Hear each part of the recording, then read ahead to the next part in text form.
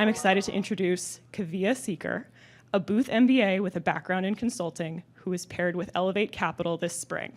Her talk is titled, Why Should LPs Invest in Indian VCs?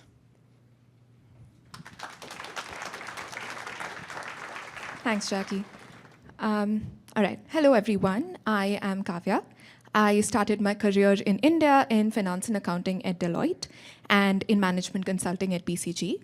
I then moved to Chicago to do my MBA at Booth, just graduated from Booth after multiple stints in Impact VC and after having successfully launched an Indian impact startup of my own. And now I am moving back to India in about 10 days because I find the Indian startup and VC ecosystem extremely exciting. And I'm here to talk to you about why you should find it exciting as well. Investors in the US should be investing in startups and emerging managers in India. Let me first tell you why, and then I will talk about how. Why? The Indian startup ecosystem today is booming. We are now third globally in terms of total unicorn count, just behind the US and China. And there's a whole new wave of innovation happening in fintech, e-commerce, enterprise tech, health tech, ag tech, you name it, right? And the VC ecosystem, which really kicked off in the formal sense about a decade or so ago, has started to mature now. And just last year, there was about $14 billion of funds deployed in over 1,200 deals, and they are just getting started and they are scaling up. So what makes this ecosystem unique? Even if you know nothing else about my country, you should know that we have a population of 1.4 billion people, which is a really large population. And this translates to a large market, a large data set, and a large talent pool. These three things, combined with the government-enabled infrastructure, is what is making the Indian startup and VC ecosystem very, very attractive today. So let's dig a little deeper into each one of these. First, a large market. The startups that are there currently are focusing on the top few cities, right, which have a very small percentage of the overall population. But the next wave is really happening in the tier 2, 3, and 4 towns, which is where the volume game is. This is a big, largely untapped, and a very rapidly growing market, and startups are just coming into this. Take, for example, Meesho. It started off as a startup. It was an e-commerce platform focusing on affordable products and small town sellers, focusing on this middle layer of the market that I just spoke about, and they built a $4 billion business by targeting the unique needs of this market segment. Second is a large data set.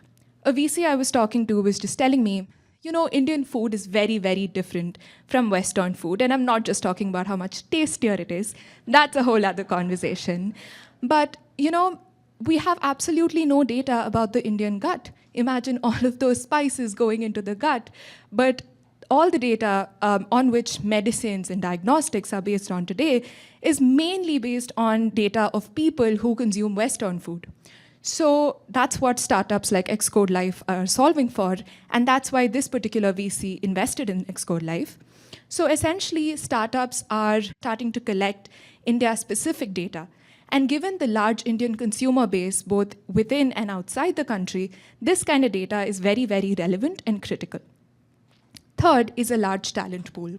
During my VC internships here in the US, I was often told while screening companies that startups heavily reliant on labor can't scale quickly. But in India, labor actually powers scale. Take, for example, Urban Company. It was a startup that scaled very quickly to over 66 towns and over 50,000 technicians in just a few years because it was able to utilize this labor pool very effectively. There are over 10 million jobs that have been created by startups in the country, and this is driving very real economic mobility.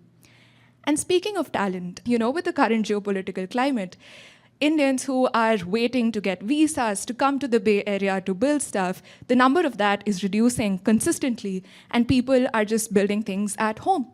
And on the contrary, there are people who are moving back from the US to India to build stuff. And there are a lot of startups taking advantage of these three things that I just spoke about. Also, all of them are being supported by this government-enabled infrastructure.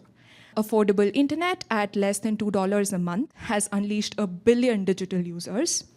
And the government is really pushing for a very strong digital infrastructure.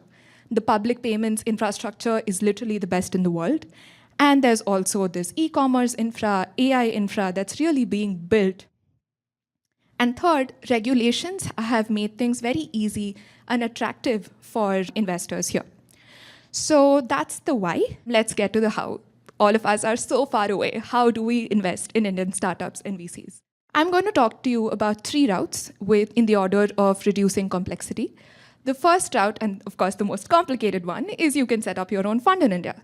Established firms like Sequoia, Lightspeed, Accel, etc. have set up their own funds in India, and majority of the VC dollars in India are actually coming from them. An investor I was talking to moved from Lightspeed US to Lightspeed India to actually be closer to home, but very soon realized that this is the space he wants to be in because he was mind blown by how Indian startups were developing life-saving devices at 100x lower cost. But the good news for all of you is that emerging firms can also do this now, thanks to the updated SEBI, which is the SEC equivalent regulations. For example, Chicago-based Creation Investments has an India-based fund focusing on financial inclusion, and there are a bunch of other emerging managers doing this. Second, and an easier route, is you can invest as an LP in Indian emerging managers.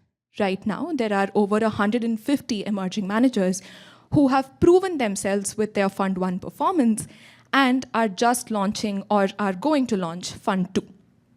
And they are all getting checks from investors in US, Singapore, UK, Middle East, Australia, etc. And with the current regulation modifications, writing checks to them from outside the country, even without too many regulations, is easy. An emerging manager I was talking to was telling me that one of his earliest checks was actually from an LP who is a US-based founder with a successful exit, and he was able to just write a check without too many regulatory hassles. And the return potential here is very high, right? Take, for example, Venture Highway. It was set up as a very small fund back in 2015, and they got over a 50x return thanks to their exit from Meesho, the e-commerce startup that I just spoke about. And with a couple of other great exits, they were able to distribute a very high amount back to their US LPs. So you can make like amazing returns with this. And if you are convinced that this is the route you want to take, here are a bunch of emerging managers in India that I am personally the most excited about. So that's route 2. Route 3 is the easiest one. You can invest as part of angel syndicates. Here, you can give very small check sizes. They will take care of the on-ground diligence and portfolio monitoring, and it is very easy to handle the regulations here. So returns here are also really high. Take, for example, Razorpay. It is now a unicorn, but this is one of the startups which has the largest US angel-backed funding. And they have almost a 60x higher return in valuation compared to when the deal was made. So even in this, you can make very high returns. And if this is the route you want to take, here are some of the angel networks that you can access. So I hope I have convinced you about the why and the how. And I just want to leave you with one last number, which is a 4x purchasing power parity. You know, when I moved from India to the US and I was trying to buy groceries, I was converting dollars to INR and I hated this number. But now when I got an investment in my Indian startup in dollars, I love this number. Because what this number essentially means is that if you give a $100,000 check, that is equivalent to a $400,000 check in India. Costs are naturally lower, and capital efficiency is naturally built into the model thanks to this purchasing power parity.